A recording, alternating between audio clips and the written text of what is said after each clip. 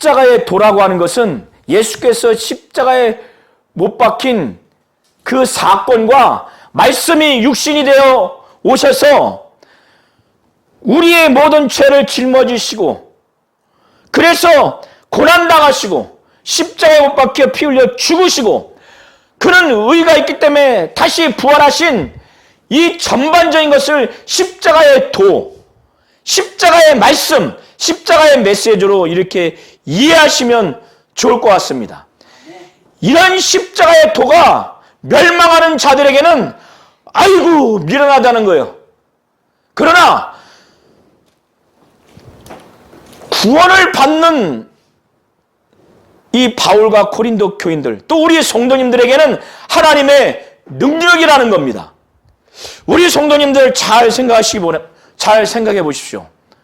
아까도 말씀드렸지만은 하나님이 예수를 보내지 않는다면 인간의 지혜로 이 세상의 지혜로 하나님을 알 수 있을까요? 없을까요? 알 수 있을까요? 없을까요? 이 세상의 지혜로 이 인간의 지혜로 결국에는 더듬어서 찾는다는 것이 우상을 만들어서 우상을 섬기는 행태로 전락합니다. 그리고 신이 없다라고 결론을 내리는 부류도 생겨요. 이게 이 세상의 지혜입니다. 이 세상의 지식의 결과예요. 그런데 하나님은 영이세요. 하나님은 천지 만물보다 어마어마하게 크기 때문에 이 죄 많은 인간이 인류의 전 역사를 다 동원하더라도 하나님을 깨달을 수가 없어요. 볼 수가 없어요. 하나님은 눈에 보이지 아니하는 영이신 분이시기 때문에 하나님의 존재를 깨달을 수가 없어요. 하나님은 너무 크기 때문에 하나님의 존재를 깨달을 수가 없어요. 그런데 눈에 보이지 아니하시는 영이신 하나님, 눈에 보이지 아니하나 크신 하나님을 가장 정확하게, 가장 명확하게, 가장 쉽게 알 수 있도록 하나님 아버지가 보내신 분이 바로 말씀이 육신되어 오신 예수예요. 이 예수를 정말 잘 보고 이 예수를 잘 알면 눈에 보이지 아니하는 하나님 아버지를 본 것이요 안 것이라고 예수께서는 그의 제자 필립에게 이와 같은 말씀을 증거한 겁니다. 그래서 그의 아들은 눈에 보이지 아니하는 하나님 아버지를 가장 정확하게 쉽게 가장 빠르게 그 하나님 아버지를 계시하신 분이에요. 그렇게 아버지가 아들을 보내신 것입니다. 그 예수의 말씀과 그 행하심과 그의 공생의 전반을 보면 그 예수는 자신의 뜻으로 온 것이 아니라 아버지의 뜻대로 오셨어요. 아버지가 보내서 오셨어요. 그의 말할 것과 이룰 것을 아버지가 친히 그에게 명령해 주셨고 그 아들은 그 명령이 영생인 줄 알고 아버지가 친히 말할 것과 이룰 것을 명령해 주신 그대로 전했다고 말씀했어요.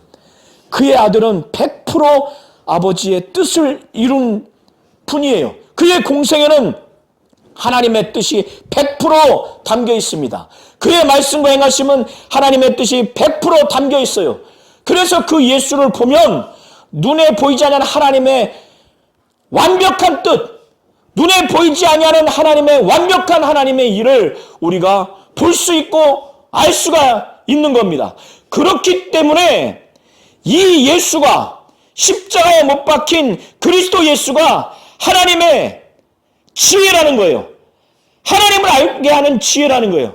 이 예수를 통해서 영적 존재를 알게 되고 영적 세계와 그 실상을 우리가 알게 됩니다. 죄와 의를 알게 되고 심판과 형벌을 알게 되고 마귀와 악한 영적 존재들의 실상을 알게 되고 하나님의 거룩과 의를 알게 되기 때문에 하나님의 지혜인 겁니다. 그리고 우리 성도님들 잘 생각하시기 바랍니다. 예수 믿지 않으면 우리는 다 어디 갑니까? 지옥 형벌을 가요. 영원토록 죽지 못하는 지옥 형벌에 들어가요. 그 형벌에서 우리가 어떻게 거기서 나올 수 있습니까? 그 형벌을 어떻게 우리가 면할 수 있습니까? 마귀는 우는 사자와 같이 두루 삼킬 자를 찾는다고 그래요. 우리가 동물원에서 사자 앞에 1대1로 있으면은 우리는 자지러지고 아주 죽은 목숨이죠. 마귀는 영적으로 우리를 능히 지옥 보낼 수 있는 그런 어마어마한 영적인 그 권세와 파괴력이 있습니다. 귀신이 우리 몸 안에 들어와도 이렇게 저주하는데 그 마귀와 그 악령과 그 미혹하는 이 영적인 악한 존재들의 그 지배하에서, 마귀의 지배하에서 벗어날 수 있습니까? 벗어날 수 있습니까? 이 죄의 눌림, 마음의 죄, 행위의 죄, 이 영적인 이 원죄, 이 죄를 평생 느끼면서 살 수밖에 없는 그 죄책감에 고통스러워하면서 살 수밖에 없는 우리예요. 거기서 벗어날 수 있습니까? 그거를 벗어날 수 있는 바로 능력이 있는 분이 바로 하나님이에요. 그가 바로 예수를 보내셔서 예수의 그 죽음으로 인해서, 그의 부활로 인해서 영원히 지옥 형벌에서 우리를 건져내 주신 거예요. 그가 대신 저주와 형벌을 받음으로 인해서 우리의 평생 짊어져야 될 이 죄의 짓눌림, 죄책감으로 인해서 그가 대신 죄를 담당하셔서 우리로 하여금 하나님의 의가 무엇인지 이 죄에서 우리를 구속하셨어요. 이 마귀 지배하에서 평생 영원토록 저주받을 수밖에 없는 우리를 하나님의 자녀로 하나님의 지배하에 옮겼어요. 이런 능력 있는 자가 누가 있습니까? 우리의 부모가 우리를 그렇게 할 수 있습니까? 세상의 지혜자가, 지식자가 그렇게 할 수 있습니까? 우리 성도님들 자신이 스스로 그렇게 할 수 있습니까? 그 고통을 겪은 자만이 이게 하나님의 능력이구나. 그리스도의 그 십자가의 사건, 말씀이 육신에서 고난당하시고 죽으시고 부활하신 이 그리스도 예수가 하나님의 능력이구나. 그래서 십자가의 도는 하나님의 능력인 거예요. 그런데 이 세상의 지혜로는 하나님을 알 수 없기 때문에 이것은 이미 이사야서를 통해서 하나님이 이미 예언을 하셨어요. 이사야서 29장 14절을 통해서 하나님은 그 당시에 이사야를 통해서 하나님의 의도와 목적을 이미 예언하셨어요.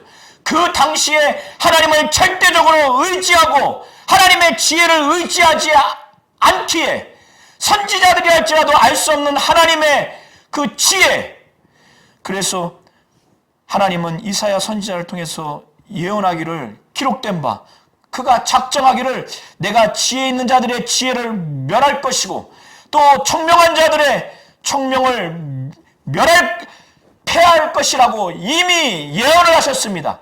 그래서 세상은 하나님을 알 수 있는, 그래서 하나님의 복음을 깨달을 수 있는, 마귀에서 벗어나고 또 죄에서 구속받고 지옥 형벌에서 벗어날 수 있는 이 진리, 이 복음을, 그리고 이것을 주시는 하나님을 알 수 있는 그 지혜가 없습니다. 그래서 이 세상에서는 지혜 있는 자가 없다는 거예요. 선비가 없다는 겁니다. 이 세대에 변론가가 없다는 겁니다. 지혜 있는 자, 곧 교육을 받거나 학식 있는 자가 없고 선비, 그 율법학자 중에서 이런 것들을 깨달을 수 있는 자가 없다는 거예요. 변론가가 없다는 겁니다. 그런 농객과 웅변가가 없다는 거예요. 하나님을 알만한 그런 자들이 없다는 거예요. 이것은 이 세상의 지혜를 하나님이 미련하게 하셨기 때문에, 이 세상의 지혜로는 하나님을 알 수 없기 때문에, 하나님은 오직 하나님의 지혜로서 말씀이 육신이 되어오신 이 예수, 이 예수가 인류의 죄를 짊어지시고 형벌을 짊어지시고 저주를 짊어져서 고난당하시고 십자가에 못 박혀 피 흘려 죽으시고 부활하신 이 십자가의 도, 이 전도에 미련한 것을 하나님은 이것을 전하게 하셔서 이걸 그대로 받아들이는 자들이 구원받는 것을 기뻐하셨다는 거예요. 이것을 기뻐하셨다는 겁니다. 이것이 바로 하나님의 지혜예요. 유대인들은 구약의 이스라엘 백성을 통해서 하나님은 출애굽을 통해서 표적과 기사를 통해서 그들을 구원해 주셨어요. 이스라엘 백성들을 통해서 하나님이 과거에 이방 민족을 통해서 구원해 주시고 그들이 어려울 때마다 이방 민족을 가운데 위협과 위험을 당할 때 하나님은 하나님의 능력을 통해서 그들을 구원해 주시고 보호해 주셨어요. 그래서 유대인들은 이 당시에 예수 당시에 로마 제국이 이스라엘 민족을 지배할 때 그 로마 제국 하에서 거기서 다시 자신들의 민족을 구원해주고 회복해 줄 것이라고 하는 그런 믿음이 있었어요. 그렇기 때문에 이 일을 이루는 데 있어서 강력한 정치적인 지도자, 종교적인 지도자를 이들은 기대했던 거예요. 그래서 강력한 정치적이고 종교적인 메시아를 기대했는데 예수께서 십자가에 못 박혀 피 흘려 죽으신 사건은 이들이 볼 때는 강력한 정치적이고 종교적인 메시아가 아닌 겁니다. 굉장히 연약하고 나약하고 능력이 없는 존재로, 그리고 십자가에 못 박힌다고 하는 것은 죽음의 공포를 느끼게 하는 형벌이에요. 그리고 이 십자가에 못 박는 이 형벌은 이 당시에 반역 테러리스트들한테 가혹한 형벌을 주는 겁니다. 중범죄자들에게 주는 거예요. 그리고 굉장히 아주 저주스러운 그런 형벌입니다. 그래서 신명기에도 율법 하에서 이 십자가에 못 박힌 것은 하나님으로부터 저주받은 것이라고 이미 기록을 하고 있습니다. 그래서 신명기 21장 23절에 기록을 하고 있어요. 그러니까 유대인들인 강력한 정치적인 메시아, 종교적인 메시아, 그런 그리스도를 기대하는 입장에서 하나님의 도우시는 강력한 표적을 구하는 거예요. 표적을 구하는데 나약하고 무능한 그 그리스도가 십자가에 못 박힌 것으로 보여지는 겁니다. 그리고 저주받은 자로 여기기 때문에 유대인들에게는 이 십자가의 도가, 십자가에 못 박힌 그리스도가 전혀 믿을 수가 없는 거예요. 미련하게 보이는 겁니다. 꺼려지는 거예요. 꺼려진다고 하는 것은 걸림돌이 된다는 거예요. 반대로 헬라인들은 현란한 아주 철학의 그 지혜를 들은 자들이기 때문에 이들은 그 지혜의 말과 그 지혜의 그 말의 내용과 그 말의 그 내용을 전달하는 그 수사학적인 기교, 이런 것들을 통해서 이들은 더 새로운 것들을 배우기를 원하고 그런 것들이 설득력이 있는데, 저 십자가에 못 박힌 예수를 하나님이고 하나님의 아들이라고 믿으라고 하니, 신적 대상으로 믿으라고 하니 이들에게는 이것이 뭐냐면 정말 미련한 거예요. 이들이 볼 때 아주 정말 바보스러운 내용인 거예요. 그래서 유대인은 표적을 구하고 헬라인은 지혜를 찾으나 우리는 십자가에 못 박힌 그리스도를 전하니 유대인에게는 꺼리끼는 것이요 이방인에게는 미련한 것이라고. 그러나 이방인이나 유대인이라 할지라도 오직 하나님으로부터 부르심을 받은 자들에게는 이 그리스도는 아까 말씀드린 것처럼 뭐라고 했어요? 하나님의 능력이요 하나님의 지혜라는 거예요. 유대인이나 헬라인이 볼 때 저 십자가에 못 박힌 그리스도가, 그리고 그 십자가에 못 박힌 그리스도와 관련된 십자가의 그 도, 말씀이 그들이 볼 때, 그들의 인간적인 입장에서 볼 때 굉장히 연약해 보이고 또 그것이 어리석게 보이지만은 사도 바울은 하나님의 어리석음이 사람보다 지혜롭고 하나님의 약하심이 사람보다 강하다는 거예요.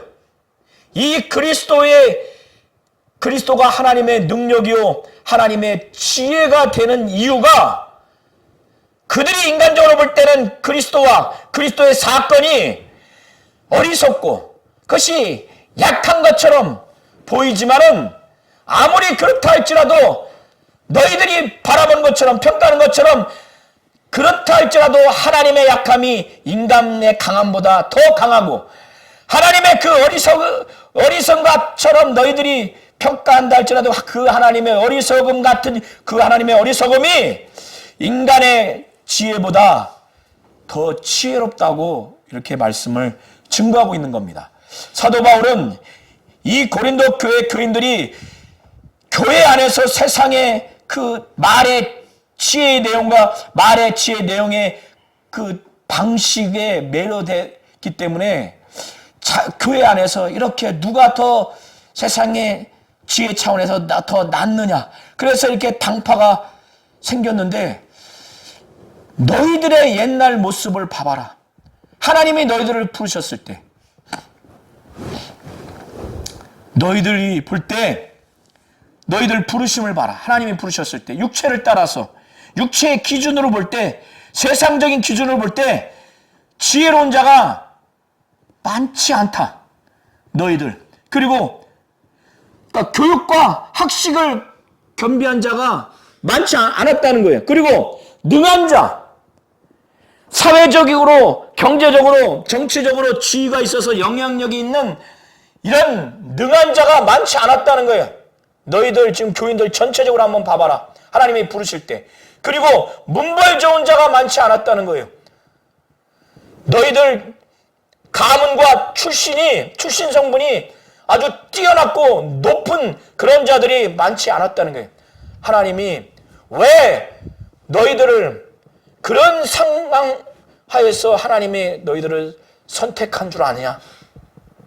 너희들이 그런 상황이었다는 거예요. 그런데 지금에 와서 세상의 지혜를 사모해서 교회 안에서 더 세상적인 지혜가 더 있다고 그렇게 우쭐대고 교만하고 거만하고 무시하고 세상적인 것을 갖고 들어와서 이들은 실제로 우리 성도님들이 한번 나중에 이제 살펴보시면 고린도전서 6장 9절부터 11절을 보면 한번 보시기 바랍니다. 고린도전서 6장 9절부터 11절에 보면 불의한 자가 하나님의 나라를 유업으로 받지 못할 줄을 알지 못하느냐. 미혹을 받지 말라. 음행하는 자나 우상 숭배하는 자나 간음하는 자나 탐색하는 자나 남색하는 자나 도둑질하는 자나 탐욕을 부리는 자나 술 취하는 자나 모욕하는 자나 속여 빼앗는 자들은 하나님의 나라를 유업으로 받지 못하리라. 너희 중에 이와 같은 자들이 있더니 주 예수 그리스도의 이름과 우리 하나님의 성령 안에서 씻음과 거룩함과 의롭다 하심을 받았느니라. 이들이 다 이와 같았다는 거예요. 다 우상 숭배하는 자, 간음하는 자, 탐색하는 자, 남색하는 자, 도적, 탐욕을 부리는 자, 술 취하는 자, 모욕하는 자, 속여 빼앗는 자들이었지만은 예수의 이름과 또 성령 안에서 씻음 받아서 거룩함과 의로운 자들이 됐다는 거예요. 이들은 이렇게 아주 세상적으로 굉장히 멸시받는 자들이에요. 천한 자들이에요. 없는 자들입니다. 없는 자들이라고 하는 것은 경제적인 측면에 없는 자라는 의미보다는 존재감이 없을 만큼 굉장히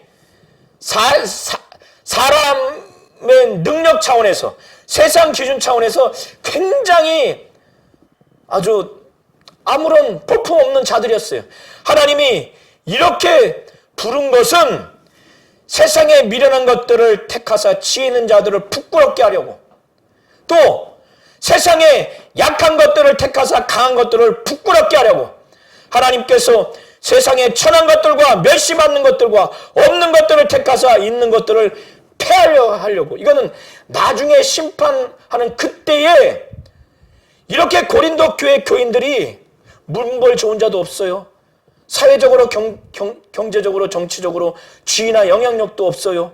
또 학식과 교육을 받지 않는 지혜로운 자도 많지 않아요.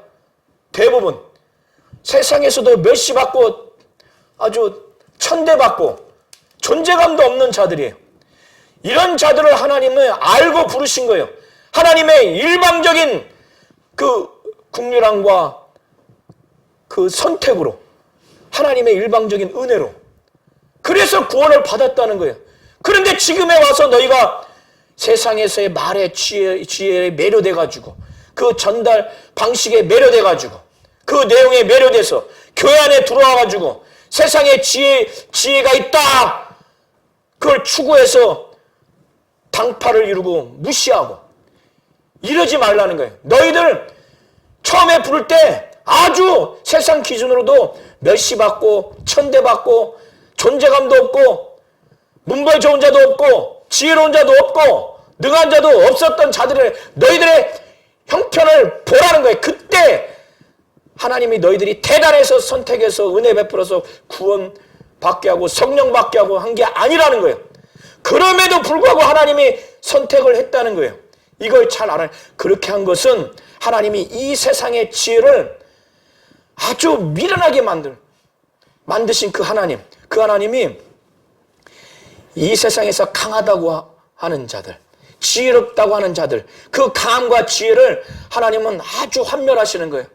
그걸 아주 멸하고 그 청명을 아주 폐할 만큼 아주 지혜로운 자의 그 지혜, 청명하다고 하는 자의 그 청명, 강하다고 하는 자의 그 강함을 하나님 앞에 아주 거만하고 교만하기 때문에 겸손하지 못하고 일평생 하나님의 복음을 받아들이지 않고 하나님을 알지 못하는 이 세상의 지혜와 청명과 강함이기 때문에 하나님은 그것들을 나중에 아주 이것을 부끄럽게 만들려고 하고 아주 이것들을 있는 것들을 폐하게 하려고, 이것은 나중에 심판대 앞에서의 그 심판의 모습을 두고 말을 하고 있는 겁니다.